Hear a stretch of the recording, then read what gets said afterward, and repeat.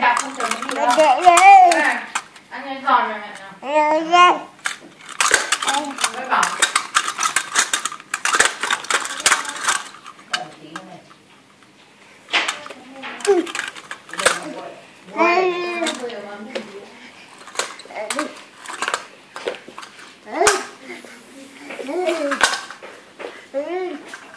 Thở tay vào đấy, bỏng con.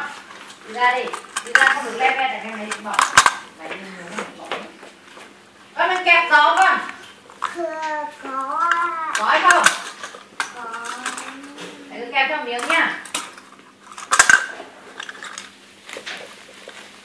Không phải mua một con bò bê ăn ngon ngon ăn được ôm bánh trà ngon là thế. Để hàng ngày trong nhà ăn chơi tôi thơm vui ăn được. Không biết ăn gì. Còn ngon gấp cái rồi. Nó ở đây còn